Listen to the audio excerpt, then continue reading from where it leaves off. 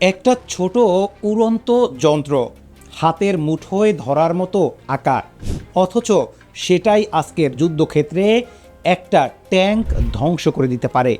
Ukraine থেকে Gaza, Sudan থেকে Myanmar, প্রতিটা আধুনিক সংঘাতে এখন সবচেয়ে বড় আতঙ্কের নাম ড্রোন। স্বাভাবিকভাবেই ধরে নেওয়া যায় ছোট একটা দেশের পক্ষে এই হুমকি ঠেকানো প্রায় অসম্ভব। কিন্তু গত সোমবার বরিশালের বাবুগঞ্জের এক ঘন জঙ্গলে প্রধানমন্ত্রী তারেক রহমান নিজের চোখে দেখলেন এমন একটা অস্ত্র যা এই ধারণাটাই পাল্টে দিতে পারে। প্রশ্ন হলো, এই অ্যান্টি ড্রোন সিস্টেম আসলে কি, আর কেন এখনই এটা বাংলাদেশের জন্য এত জরুরি হয়ে উঠল? আজ সেই গল্পটাই বলবো। প্রথমে জানা যাক ঠিক কি ঘটেছে।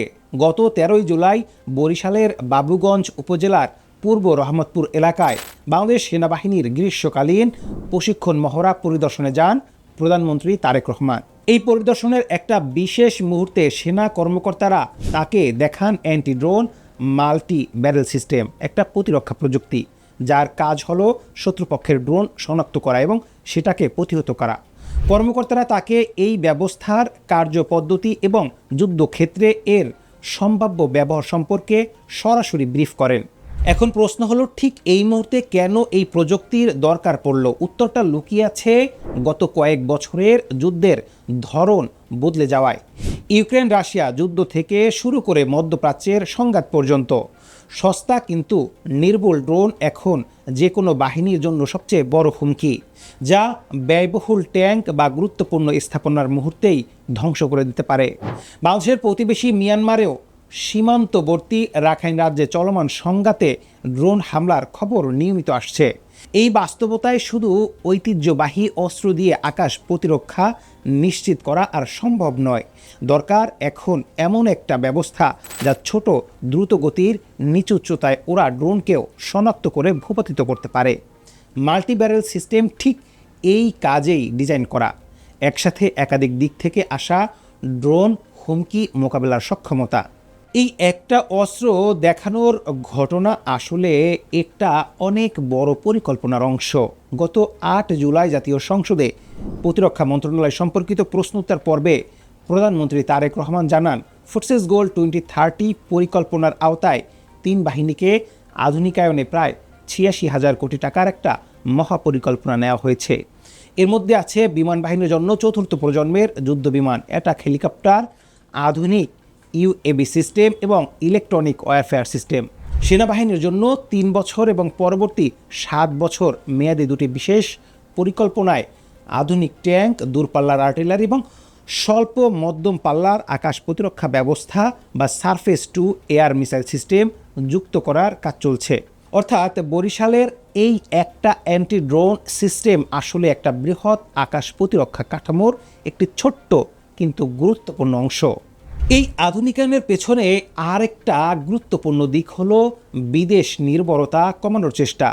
সরকার একটা আলাদা ডিফেন্স ইন্ডাস্ট্রিয়াল জোন প্রতিষ্ঠার পরিকল্পনা করেছে, আর বগুড়ায় তৈরি হচ্ছে একটা ড্রোন বা ইউএভি ম্যানুফ্যাকচারিং প্লান্ট, যাতে মেড ইন বাংলাদেশ প্রতিরক্ষা শিল্প গড়ে তোলা যায়। এর পাশাপাশি শত্রুর রাডার ও যোগাযোগ ব্যবস্থাকে ফাঁকি দেওয়ার জন্য প্যাসিভ ডিটেকশন সিস্টেম এবং long range air traffic service radar সংযোজনের পরিকল্পনাও নেওয়া হয়েছে।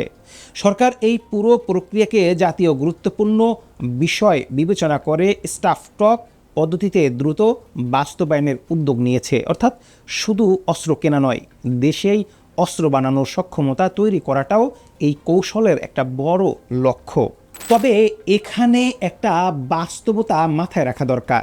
86,000 কোটি টাকার এই মহাপরিকল্পনা ঘোষণা হলেও বাস্তবায়নের গতি কতটা হবে সময় তা বলে দিবে। কারণ প্রতিরক্ষা খাতের বড় প্রকল্প প্রায় বাজেট বরাদ্দ, আমদানি প্রক্রিয়া এবং প্রযুক্তি হস্তান্তর জটিলতায় দীর্ঘায়িত হয়। আবার প্রতিরক্ষা বিশ্লেষকদের একাংশ প্রশ্ন তোলেন, সীমিত বাজেটের একটা উন্নয়নশীল দেশের জন্য ব্যয়বহুল আকাশ প্রতিরক্ষা সম্প্রতি আর অর্থনৈতিক সামাজিক অগ্রাধিকারের মধ্যে ভারসাম্য কীভাবে বজায় থাকবে?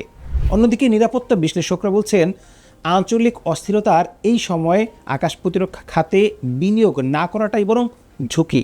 কারণ প্রতিবেশী অঞ্চলে চলমান সংঘাত যে কোনো সময় সীমান্ত পেরিয়ে বাংলাদেশে প্রভাব ফেলতে পারে। এই প্রেক্ষাপটে বাংলাদেশের অবস্থানটা স্পষ্ট হয়ে ওঠে। একদিকে মিয়ানমার সীমান্তে চলমান অস্থিরতা, অন্যদিকে বৈশ্বিকভাবে ড্রোন নির্ভর যুদ্ধের নতুন বাস্তবতা। এই দুইয়ের মাঝে দাঁড়িয়ে বাংলাদেশ তার সামরিক আধুনিকায়নকে শুধু প্রতিরক্ষামূলক নয়, বরং একটা দীর্ঘমেয়াদী কৌশলগত বিনিয়োগ হিসেবে দেখছে। প্রধানমন্ত্রী তারেক রহমান নিজেও বলছেন, বাংলাদেশ সেনাবাহিনী আগামী দিনে দেশের সীমানা ছাড়িয়ে বিশ্বজুড়ে আরও সুনাম ও পেশাগত স্বীকৃতি অর্জন করবে।